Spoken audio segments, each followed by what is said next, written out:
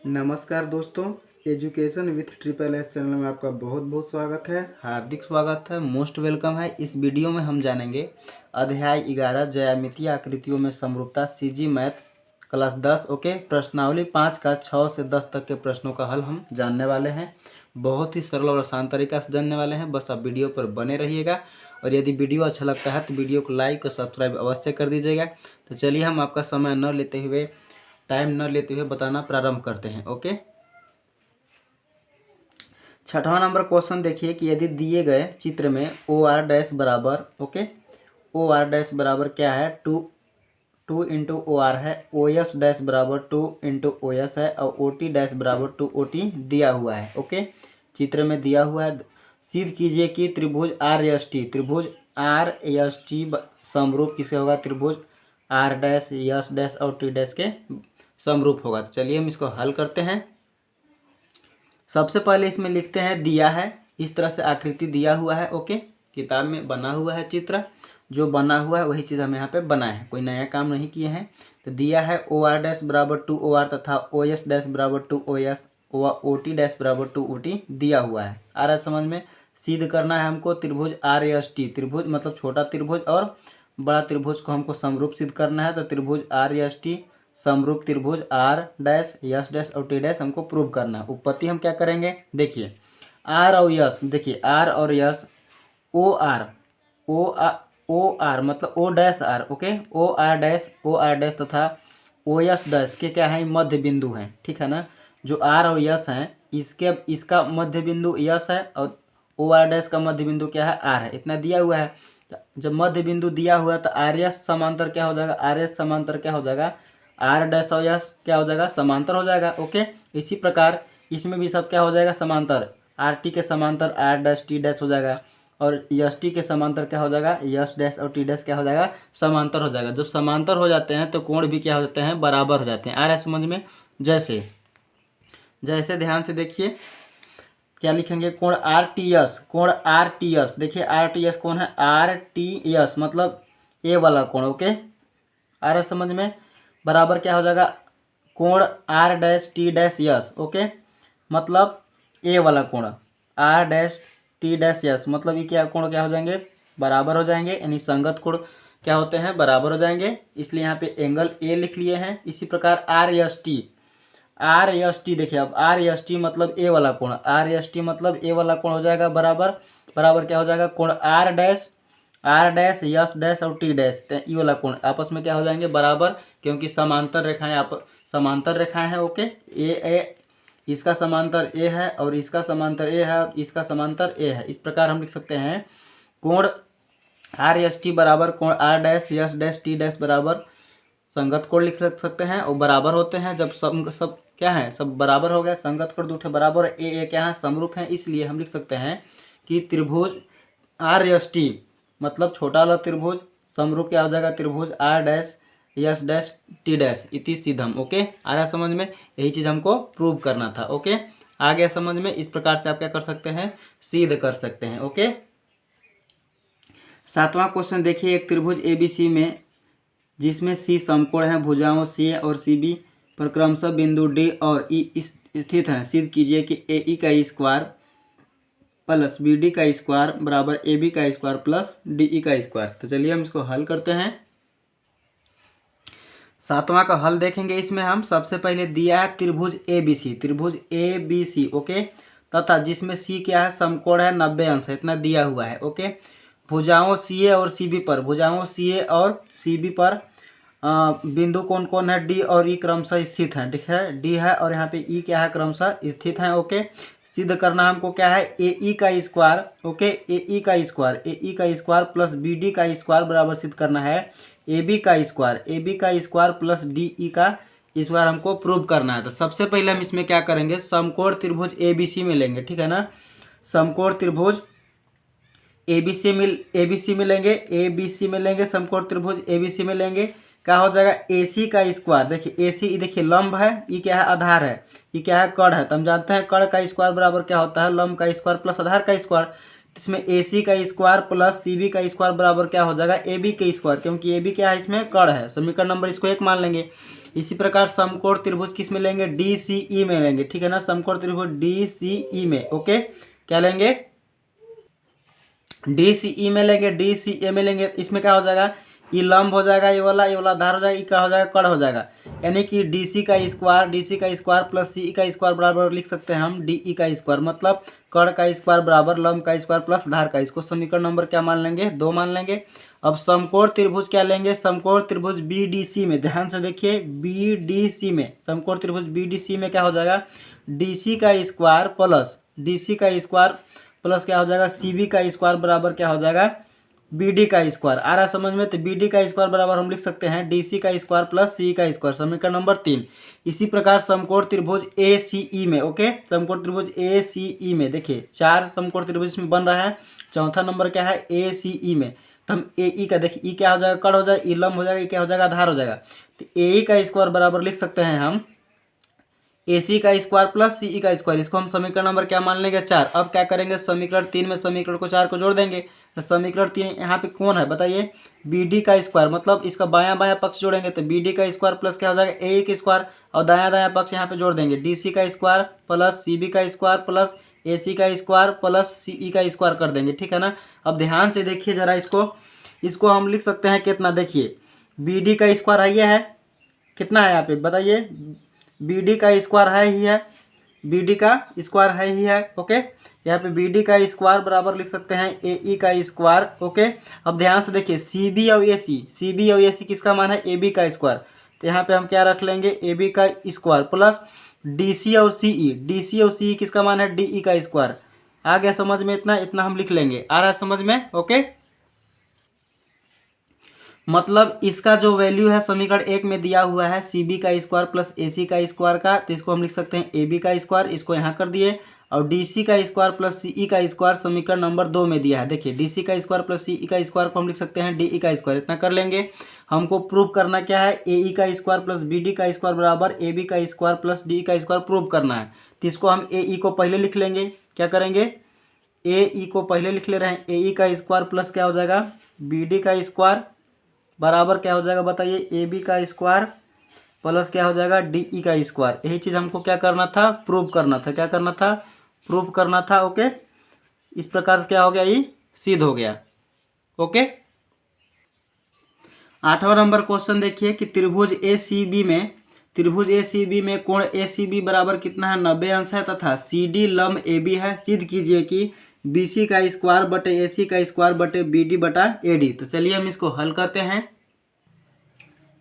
सबसे पहले हम लिखेंगे सॉल्यूशन, ओके। दिया है, क्या दिया है, त्रिभुज ए बी सी दिया हुआ है, जिसमें ए सी बी का मान 90 अंश दिया है, ओके, तथा सी डी क्या है, ए बी पर लंब है, ए बी पर कौन लंब है, सी डी लंब है। सिद्ध क्या करना है, बी सी का स्क्वायर बटा ए सी का स्क्वायर बराबर सिद्ध क्या करना है, बी डी बटा ए डी हमको क्या करना है, प्रूव करना है, ओके। अब देखिए क्या करेंगे, इसमें त्रिभुज ए सी डी, ओके, त्रिभुज ए सी डी और त्रिभुज ए बी सी में 2 त्रिभुज है, एक छोटा त्रिभुज है, एक बड़ा त्रिभुज हो जा रहा है total, okay. A D C कोण ए डी सी, ओके, कोण ए डी सी बराबर कोण ए सी बी बराबर कितना लिखेंगे, 90 अंश, ओके, क्योंकि इसका मान दिया हुआ है, कोण सी का मान कितना दिया था, 90 अंश दिया हुआ है, ठीक है ना। और कोण ए डी सी का मान 90 अंश क्यों होगा, क्योंकि इस पे क्या है, ए बी पर सी डी क्या है, लंब है, इसलिए यहाँ पे 90 अंश लिखेंगे। अब कोण डी ए सी बराबर कोण बी ए सी उभयनिष्ठ कोण है। देखिए इस त्रिभुज के लिए भी कोण ये काम करेगा, इस बड़ा त्रिभुज के लिए कोण ये भी काम करेगा, ठीक है ना। इस प्रकार क्या हो जाएंगे, 2 कोण क्या हो जाएंगे, उभयनिष्ठ, यानी कि त्रिभुज ए सी डी, ओके, और त्रिभुज ए बी सी दोनों क्या होंगे, त्रिभुज ए सी डी और त्रिभुज ए बी सी दोनों क्या होंगे, समरूप होंगे। जब समरूप होंगे तो आप लिख सकते हैं ए सी बटा, ओके, ए सी बटा क्या लिख सकते हैं, ए बी लिख सकते हैं बराबर ए डी बटा क्या लिखेंगे, ए डी बटा क्या लिखेंगे बताइए, ए डी बटा ए सी लिखेंगे। अब देखिए ए सी का गुणा होगा तो कितना हो जाएगा, ए सी स्क्वायर हो जाएगा बराबर ए बी का गुणा हम किस में करेंगे, ए डी में, तो ए सी का स्क्वायर बराबर A B into A D. इसको हम इक्वेशन नंबर 1 मान लेंगे, समीकरण नंबर 1 मान लेंगे। आगे समझ में, अब जरा ध्यान से देखिए आगे होने वाला क्या है। इसी प्रकार आप क्या करेंगे, अब त्रिभुज बी सी डी लेंगे, ओके। यहाँ पे सी बिंदु है तो बी सी डी ए तथा त्रिभुज बी ए सी में लेंगे, ओके। जिस प्रकार इसको हम समरूप सिद्ध किए हैं त्रिभुज ACD और त्रिभुज ABC को इसी प्रकार इसको हम समरूप सिद्ध करने वाले हैं। जरा ध्यान दीजिए। ओके, त्रिभुज BDC बराबर क्या लिख सकते हैं? त्रिभुज BDC बराबर क्या लिख सकते हैं? त्रिभुज BCA। ओके, मतलब त्रिभुज इसमें क्या होगा बताइए? BDC ना, तो यहाँ पे BDC ये कितना है? 90 अंश हो जाएगा। और त्रिभुज BCA ये कितना हो जाएगा? 90 अंश। ठीक है ना, ये भी कितना? 90 अंश दिया हुआ है। ओके, तो दोनों का मान कितना हो जाएगा? 90 अंश हो जाएगा, यानी कि समकोण हो जाएगा। और DBC, ध्यान देखिए, DBC मतलब DBC। ओके, DBC ए कोण वाला, ठीक है ना, ए कोण बराबर क्या हो जाएगा? कोण ABC मतलब DBC और ABC दोनों क्या होंगे? बराबर होंगे। ओके, क्योंकि उभयनिष्ठ कोण होंगे, क्योंकि दोनों में क्या है इसमें बताइए? दोनों कोण क्या होंगे? बराबर होंगे, इसलिए कोण हम लिख सकते हैं कोण DBC बराबर कोण ABC बराबर उभयनिष्ठ कोण। आ रहा है समझ में? जब दो कोण क्या होंगे? ए भी क्या कर रहा है? एंगल के काम कर रहा है। ए भी क्या कर रहा है? एंगल। तो एंगल क्या होंगे? समरूप होंगे। तो त्रिभुज क्या लिख सकते हैं? BCD, त्रिभुज BCD और त्रिभुज BAC क्या होंगे? समरूप होंगे। जब समरूप होंगे तब क्या लिख सकते हैं? BC बटा AB। क्या लिख सकते हैं बताइए? BC बटा क्या लिख सकते हैं? AB लिख सकते हैं, बटे क्या लिख सकते हैं? BD बटा क्या लिख सकते हैं बताइए? BC लिख सकते हैं। ओके, क्या लिख सकते हैं? BC बटा AB लिखेंगे और BD बटा क्या लिखेंगे? BC लिखेंगे। ओके, इतना हम कर लेंगे। ध्यान से देखिए, BC बटा AB और BD बटा BC लिख लेंगे। BC बटा AB बराबर BD बटा BC। अब BC गुणा क्या हो जाएगा? BC स्क्वायर हो जाएगा। और AB की गुणा किस में हो जाएगा? BD में। इसको समीकरण नंबर 2 मान लेंगे। इसको समीकरण नंबर क्या मान लेंगे? 2 मान लेंगे। अब समीकरण 2 में 1 का भाग करेंगे। समीकरण 2 1 में कौन है मेरा? E। तो यहाँ पे लिखेंगे BC का स्क्वायर बटे समीकरण 1 कौन हमारा? AC का स्क्वायर। AC का स्क्वायर बराबर AB इंटू क्या हो जाएगा? BD बटे क्या हो जाएगा बताइए? AB इंटू क्या हो जाएगा? AB इंटू क्या हो जाएगा? AD हो जाएगा। ओके, AB से भी क्या हो जाएगा? कट जाएगा। AB से भी क्या हो जाएगा? कट जाएगा। तो हमारा BC का स्क्वायर बटे AC का स्क्वायर। ओके, AC का स्क्वायर बराबर क्या हो जाएगा? BD बटा क्या हो जाएगा? AD। यही चीज़ हमको क्या करना था? प्रूव करना था। ओके, BC का स्क्वायर बटा AC का स्क्वायर बराबर BD बटा AD हमको क्या करना था? प्रूव करना था। इति सीधम। इस प्रकार से क्या हो गया? सिद्ध हो गया। इति सीधम। आ रहा है समझ में? फिर नेक्स्ट देखेंगे इसके बाद हम 9वां सवाल क्या है? देखिए, यदि पृथ्वी का व्यास लगभग 8000 मील है, सूर्य का व्यास लगभग कितना है? इकाई, दहाई, सैकड़ा, हजार, 10,000, लाख। 8,64,000 मील है। पृथ्वी और सूर्य के बीच दूरी कितना है? लगभग 92 मिलियन मील है। ओके, तो यदि कागज पर पृथ्वी को 1 इंच व्यास के वृत्त से दर्शाएं तो सूर्य का व्यास और पृथ्वी से सूर्य की दूरी कागज पर कितनी होगी? 1 मिलियन में दिया है 10⁻6। तो चलिए हम इसको हल करते हैं। ध्यान से देखिएगा। सबसे पहले हम लिखेंगे दिया है। ओके, क्वेश्चन नंबर 9 का हल है। दिया है पृथ्वी का व्यास दिया है 8000 मील, सूर्य का व्यास दिया है 8,64,000 मील। ओके, और पृथ्वी से सूर्य की दूरी कितना दिया हुआ है बताइए? 92 × 10⁻6 मील। ओके, तो इसमें आपको करना क्या है और क्या दिया हुआ है? कागज पर पृथ्वी का व्यास दिया हुआ है 1 इंच, मतलब मील में दिया हुआ है। किस में दिया है? पृथ्वी का व्यास किस में दिया है? मील में दिया है। सूर्य का व्यास मील में दिया है। पृथ्वी से सूर्य की दूरी मील में दिया है। तो आपको करना क्या है? इंच में चेंज करना है। किस में चेंज करना है? इंच में चेंज करना है। ओके, आ रहा है समझ में? तो कागज पर पृथ्वी का व्यास कितना है? 1 इंच दिया है। आ रहा है समझ में? 1 इंच दिया हुआ है। अब हम लिख सकते हैं इसको 8000 मील बराबर 1 इंच। ओके, 8000 मील बराबर 1 इंच। 8000 को हम लिख सकते हैं, 8000 को 8 × 10⁻3, क्योंकि 10⁻3 का मान कितना होता है? 1000 होता है। 1000 में 8 का गुणा करेंगे तो 8000 आ जाएगा। तो हम लिख सकते हैं 8000 मील को 8 × 10⁻3 मील बराबर 1 इंच। जब हम इसको मील में चेंज करेंगे, 1 मील बराबर कितना हो जाएगा? 1/8 × 10⁻3 इंच। इसको अब याद रख लीजिएगा, सब में काम आने वाला है। ठीक है ना? 1 मील बराबर कितना हो जाएगा? 1/8 × 10⁻3 कितना हो जाएगा? 3 इंच। इतना याद रख लीजिएगा। फिर क्या दिया है? इस प्रकार सूर्य का व्यास, ठीक है ना? सूर्य का व्यास क्या हो जाएगा? इतना दिया हुआ है मील में, 8,64,000 मील में दिया हुआ है। हमको किस में चेंज करना है? इंच में चेंज करना है। तो इसको हम लिख सकते हैं 64 लाख को लिख सकते हैं 8,64,000 को लिख सकते हैं 864 गुणे 10⁻3, 864 गुणे 10⁻3 मिल लिख सकते हैं। अब हम जानते हैं कि एक मील में कितना होता है, एक बटे, यहाँ पे देखिए एक मील में होता है 1/8 गुणे 10⁻3 इंच। तो हमको किस में चेंज करना है, इंच में चेंज कर देना है। तो 864 गुणे 10⁻3 गुणे कितना लिखेंगे, 1/8 गुणे 10⁻3 इंच लिखेंगे। ओके, अब देखिए 10⁻3 से 10⁻3 कट जाएगा तो बचेगा कितना, 864 बटा कितना बचेगा, 8 बचेगा। तो कितना, 8 है कम 8 हो जाएगा, यहाँ पे कितना बचेगा, 2 और 0 बचेगा, ठीक है ना। यानी कि 864 में, ओके 864 में कितना का भाग करेंगे, जल्दी से बताइए। 8 से भाग करेंगे, ठीक है ना।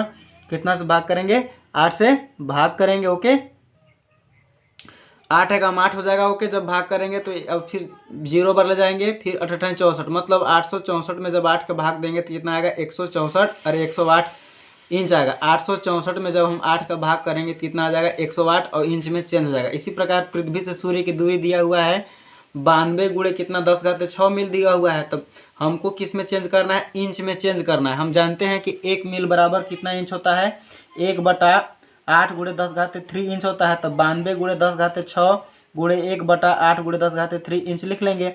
अब इसमें हम क्या करेंगे, जरा ध्यान से देखिएगा। 92 बटा हम कितना लिख ले रहे हैं, 8 लिख ले रहे हैं। यहाँ पे 10⁻6 है, 10⁻3, तो 10⁻3 कट जाएगा, 10⁻3 बचेगा। मतलब 10⁻6 में 10⁻3 से भाग करेंगे तो 10⁻3 आएगा। ऐसे भी आधार समान रहता है तो भाग में क्या होता है, घटता है। तो आधार यहाँ पे 6, यहाँ पे 3 है, 6 में 3 घटेगा, 3 आ जाएगा। तो 92/8 गुणे क्या लिखेंगे, 10⁻3, और 10⁻3 का मान कितना होता है, 1000 होता है। कितना होता है, 1000 होता है। आ रहा है समझ में, आ रहा है समझ में, जल्दी से बताइए। या तो फिर 10⁻3 का मान कितना होता है, 1000। अब 1000 में 8 के भाग देंगे तो कितना आएगा, 125 आएगा। 1000 में 8 के भाग देंगे कितना आएगा, 125 आ जाएगा। ओके, तो 92 गुणे कितना हो जाएगा, 125, यानी कि 92 में 125 से गुणा करेंगे तो कितना हो जाएगा, 11,500 इंच। यही इसका क्या हो जाएगा, उत्तर हो जाएगा। आ रहा है समझ में। ओके, फिर नेक्स्ट सवाल देखने वाले हैं। 10वां नंबर देखिए, यदि दो समषटभुजों के परिमापों का अनुपात कितना है, 5:4 है, तो उनकी भुजाओं का अनुपात क्या होगा। ओके, उनकी भुजाओं का अनुपात क्या होगा। तो चलिए हम इसको हल करते हैं। माना 10वां का हल जानेंगे हम। माना दो षटभुज क्या है, बराबर है, मतलब समषटभुज हैं एक तरह से, ठीक है ना। दिया हुआ है कि समषटभुज हैं।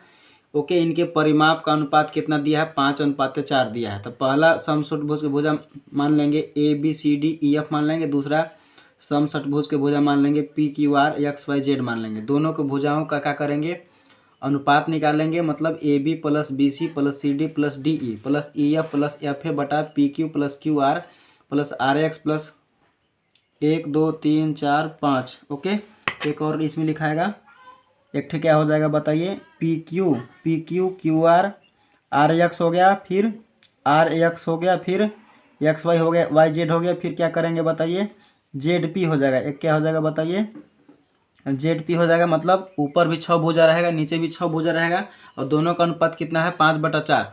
हम इसको क्या करेंगे, इसको हम बराबर करके भी लिख सकते हैं। AB/PQ बराबर BC/QR बराबर CD/RX और बराबर DE/XY बराबर EF बटा क्या लिख सकते हैं, बराबर करके YZ प्लस, और बराबर करके प्लस प्लस में तो ये है, बराबर करके FA/ZP लिख सकते हैं। तो सब भुजा भी बराबर होंगे। जब परिमाप बराबर होगा तो भुजाओं का अनुपात भी क्या होगा, बराबर होगा। कहने का मतलब ये है कि अनुपात कितना दिया है, 5/4 दिया है, तो भुजाओं का अनुपात भी इसका क्या दिया है, परिमाप का अनुपात दिया हुआ है, ठीक, 5/4। तो भुजाओं का अनुपात भी कितना होगा बताइए, 5/4 ही इसका उत्तर हो जाएगा। तो इस वीडियो में बस इतना ही। यदि वीडियो अच्छा लगता है तो वीडियो को लाइक और सब्सक्राइब करके बेल आइकन की घंटी को अवश्य प्रेस कर लीजिएगा, ताकि जब भी हम वीडियो अपलोड करेंगे आप तक शीघ्र पहुंच जाएगा। ओके।